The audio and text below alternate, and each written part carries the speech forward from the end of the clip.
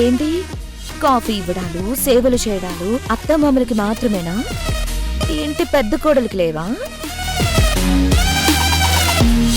అందరితో పాటు నాకు కూడా ఒక కప్పు కాఫీ ఇస్తే నీ సొమ్ము ఏమైనా పోతుందా? నీ అహం ఏమైనా దెబ్బతింటుందా?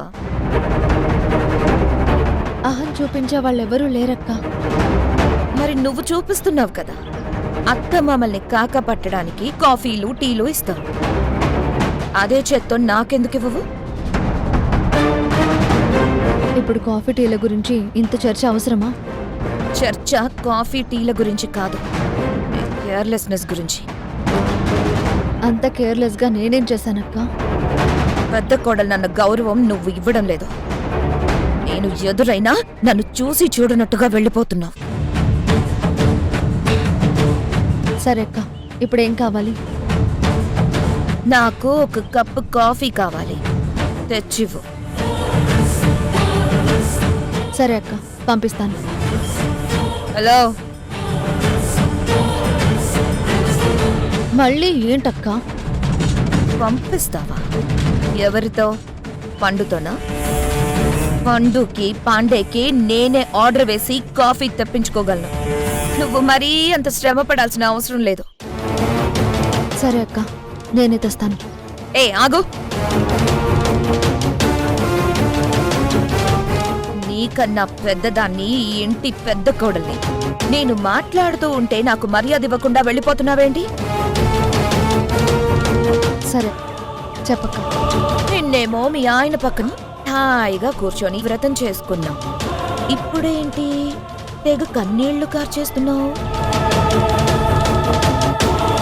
ఈ కన్నీళ్లు బాధతో వస్తున్నాయా లేదా ఎవరినైనా బుట్టలో వేసుకోవడానికి వస్తున్నాయా? అంటే ఏంటక్క నీ ఉద్దేశం?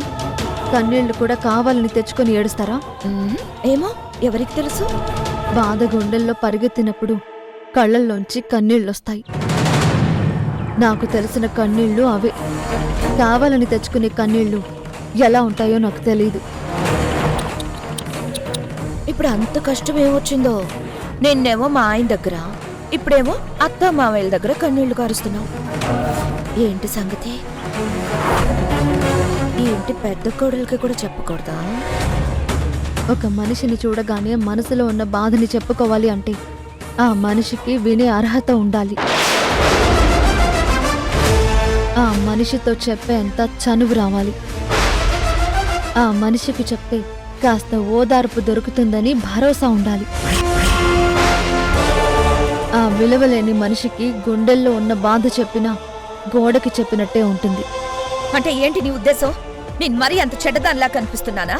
లేదా మనుషుల బాధల్ని అర్థం చేసుకోలేనని అనుకుంటున్నావా? కన్నీళ్ల గురించి తేలిగ్గా మాట్లాడినప్పుడే అర్థమైందక్క. ఎదుటి మనిషి బాధని అర్థం చేసుకునే గొప్ప హృదయం నీకు లేదని. నా కన్నీళ్ల గురించి నీకు చెప్పాలని లేదు, చెప్పే అవసరం కూడా ఎప్పుడూ రాదు.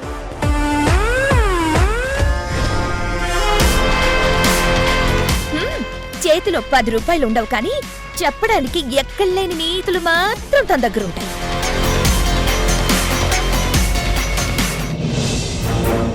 ఒక ముఖ్యమైన విషయం గురించి మాట్లాడడానికి మీ యూనియన్ లీడర్స్ని పిలిపించాను. ఏ విషయం గురించి సార్?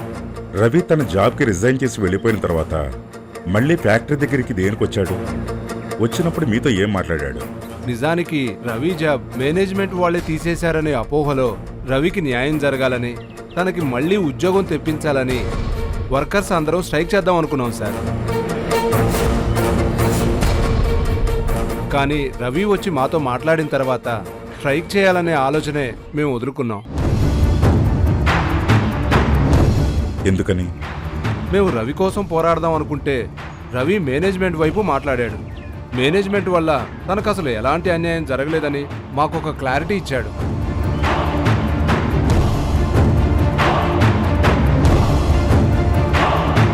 రవి తనంతట తానుగానే రిజైన్ చేశానని, దానిలో యాజమాన్యం తప్పేమీ లేదని, అనవసరంగా స్ట్రైక్ చేసి మీ జీవితాలు పాడు చేసుకోవద్దని మమ్మల్ని హెచ్చరించాడు సార్. నిజంగానే స్వార్థపరుడు అయ్యుంటే అగ్నికి ఆజ్యం పోసినట్టు ఇంకా మా స్ట్రైక్ని రెచ్చగొట్టేవాడు. అలాంటిది తనే మమ్మల్ని స్ట్రైక్ చేయొద్దని ఆపాడు. ఫ్యాక్టరీలో జరిగిన అగ్ని ప్రమాదానికి రవికి ఏమైనా సంబంధం ఉండి ఉండొచ్చని నీకేమైనా అనుమానంగా ఉందా? రవి నిజంగా చాలా మంచివాడు సార్. తన పనేదో తను చేసుకుంటూ పోతుండేవాడు.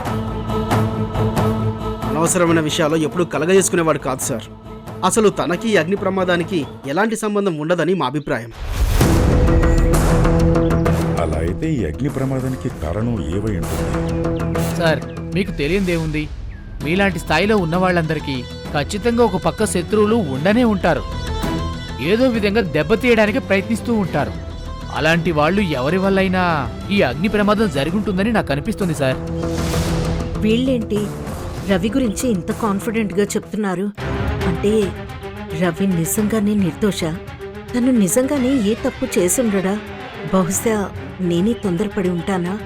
అయితే ఫ్యాక్టరీలో జరిగిన అగ్ని ప్రమాదంలో రవి తప్పు ఏమీ లేదంటారు.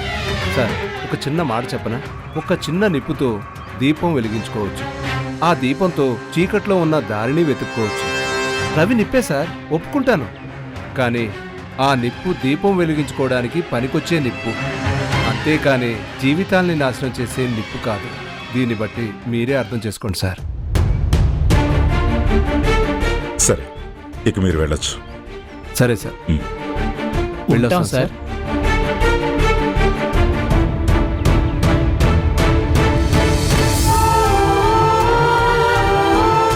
నేను కొంచెం ఆలోచించాల్సిందా? ఇంకా కొంచెం ఆరా తీయాల్సిందా? ఆలోచించకుండా నిర్ణయం తీసుకున్నానా?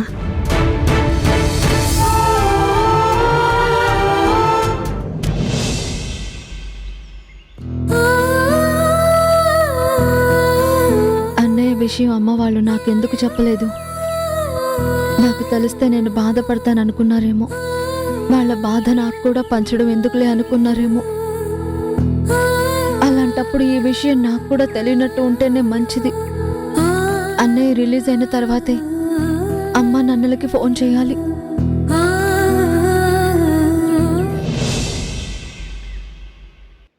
నువ్వు చెప్పినట్టుగా ఫ్యాక్టరీలో ఉన్న సీసీటీవీ ఫుటేజ్ మొత్తం చెక్ చేశానమ్మా. ఫ్యాక్టరీలో ఫైర్ యాక్సిడెంట్ చేసింది ఆ రవి అని ప్రూవ్ అయిందా? అనుమానాలన్నీ నిజాలు అవ్వవమ్మా. What you mean? ఒక వ్యక్తి ఫ్యాక్టరీ మీదకి పెట్రోల్ బాటిల్ విసరడం అయితే నిజం, కానీ అతన్ని ఒడ్డు పొడుగు ఏవి రవితో సమానంగా లేవు. ఆ ఒక్క ఆధారంతో రవి నేరస్తుడు కాదని ఎలా చెప్పగలవు?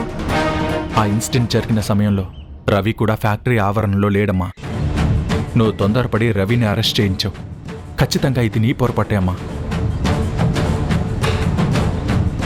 ఎవరి మీదైనా అనుమానం రావడం సహజమే, కానీ ఆ అనుమానం నిజమో కాదో మనం ముందుగా తేల్చుకోవాలి. లేకపోతే అవతల వ్యక్తికి జీవితాంతం అది ఒక అవమానంగా మిగిలిపోతుంది. నా కళ్ళకు కనిపించిన విషయాల్ని బట్టి, నా చుట్టూ జరిగిన సంఘటనల్ని బట్టి నేనతన్ని నేరస్తుడని అనుకున్నాను. అందులో నేను చేసిన తప్పే ఉంది? మన కళ్ళ ముందు కనపడిన విషయాల్ని బట్టి మనుషుల మీద అనుమానం కలగొచ్చు, కానీ ఆధారాలు లేకుండా అనుమానితుల్ని శిక్షించకూడదు. నువ్వు రవి మీద పెట్టిన కేసు రిటర్న్ తీసుకుంటే మంచిదే. లేకుంటే చెయ్యని తప్పుకి రవిని స్టేషన్లో పెట్టించినందుకు జీవితాంతం నాన్న నిన్ను క్షమించరు.